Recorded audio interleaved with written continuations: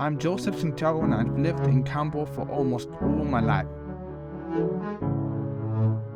But what does Campbell mean to me? Well, I describe it as an all-in-one, everything you need.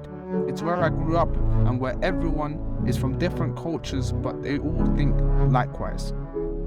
We embrace our culture through food and beauty products,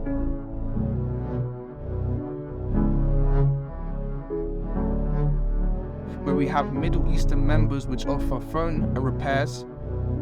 We have Caribbean, Hispanic and Turkish delicacies. Different places to visit that have their own cultural traditions. I associate gym as a big factor of Campbell as I always go there and arguably helps mental fortitude more than physical.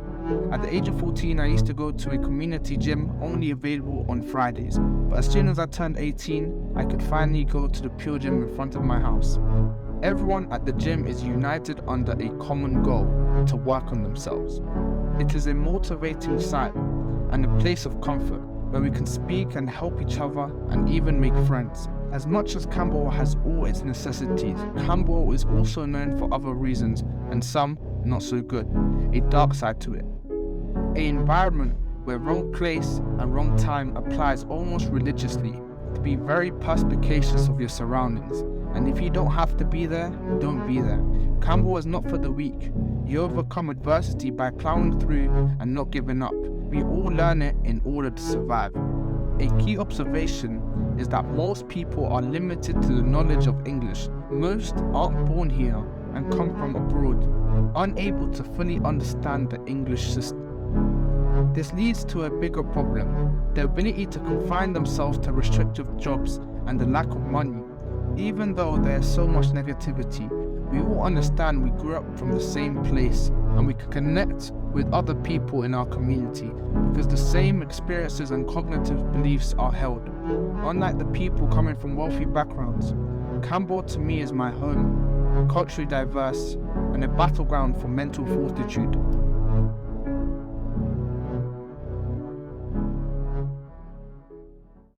I'm Joseph Santiago, and my culture originates from South America, Europe, and Britain. I grew up in London, but my parents originate from Ecuador and Portugal. What is part of a culture? In the Latino community, it's all about the food and the dancing. It's a community where somehow everyone knows everyone, a big family. It started from a passion of dancing my mum had. She took me to a dance lesson. I stayed with them for years and even danced at big events across the globe. This included America, Germany, Italy, Britain's Got Talent, and the O2 for a famous Latino singer. So naturally, I was always around the Latino community. Fundamentally, I associated to my Latino side more than my Portuguese just because the way our mum raised us. The Spanish songs that we danced were mostly salsa and bachata. Initially, my mum forced me to go dance lessons and I hated it for a couple years, but then I fell in love with it ever since. I believe in many cultures, one of the key aspects in music is the universal frequency. Similar to most cultures across the world, the Latino has a multitude of different segments that take a spin at their own traditions. A big part of my identification was dance. It allowed me to understand the society and what it was truly about.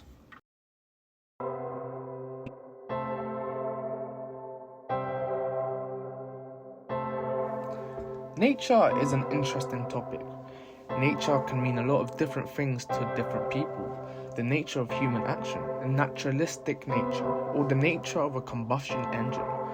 Nature to me means a variety of things. The biggest one that I focus on daily life is the first two. Humans have a biological limitation to cognitive thinking, which means most humans will act similarly in everyday situations. They socially conform in friendship groups or even at a bus stop. But what does that mean? Have you ever noticed when individuals turn their head to look at the side of the road in hopes of the bus coming and you also do it? Or when a group of friends are pointing towards something and you also look? That is called conformity. It's human nature. Additionally, when people think of nature, the majority think about trees and landscapes, as do I. Living in the city makes me appreciate it more because when I do see it, I realize the beauty of its intrinsic value, the essence of how we are able to breathe, and how something so beautiful is not man-made but grows itself and sustains the ecosystem of life. A landscape built to perfection, without any human involvement. One that resonated with me is on the way to college, a long pathway through the middle of a miniature forest. Leaves rustle back and forth, and the trees towering over you. A scene created by God.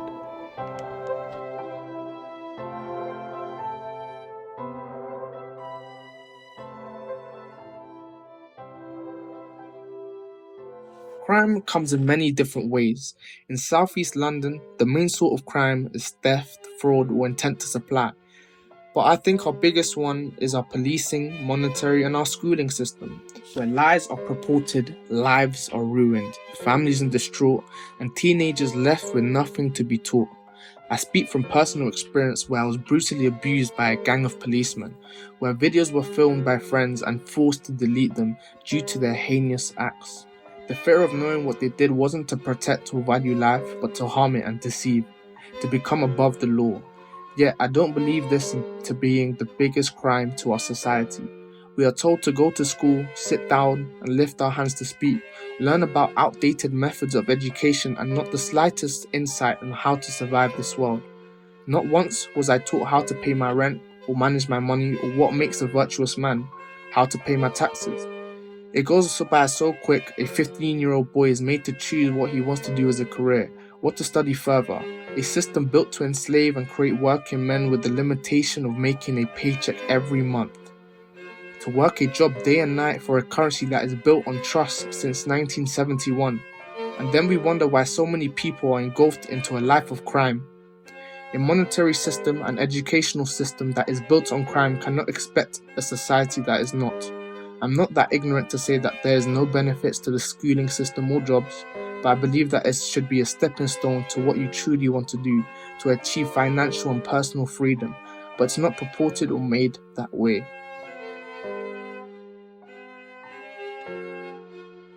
What is the Glebe Estate? The Glebe Estate is a street and a block which is located between Camberwell and Peckham.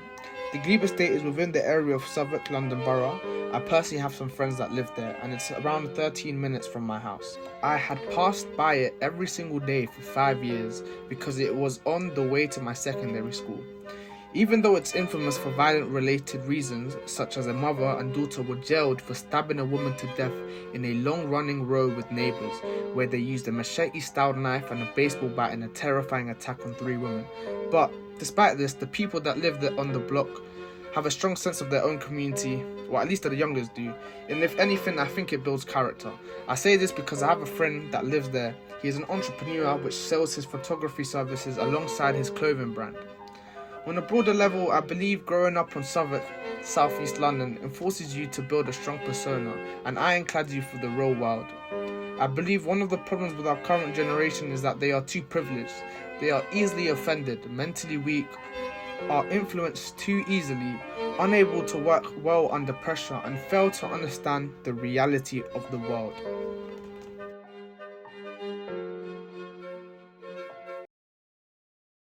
Traditionally, people choose all their subjects because of their career, and to an extent, I have myself.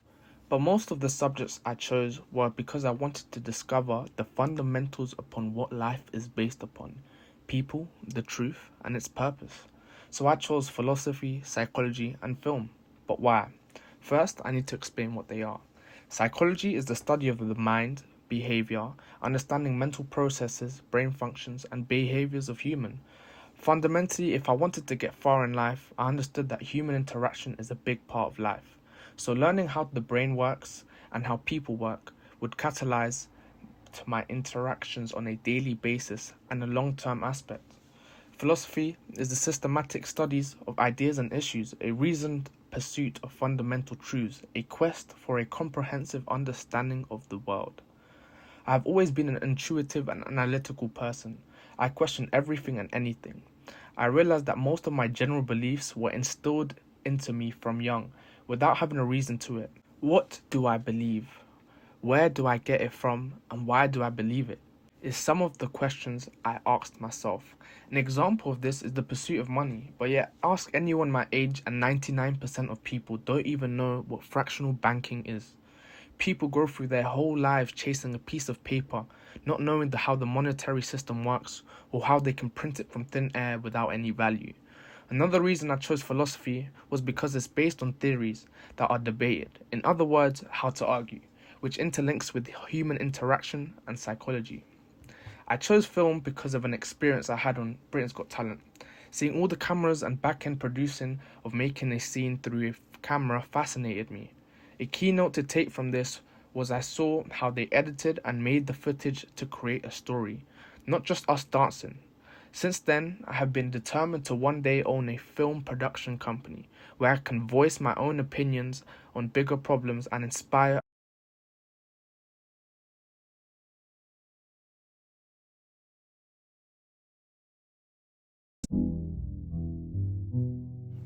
Time, oh fleeting friend, never to be regained. Use it well, make amends, for it will not be sustained. With every tick and tock, opportunities arise. Don't let them slip away and regret with closed eyes. The past is gone, the future unknown, but the present is yours to hold. Make the most of every moment and watch your story unfold. Don't wait for the perfect time, for it may never come. Seize the day and take a chance. So make the most of every second, and don't let time slip away.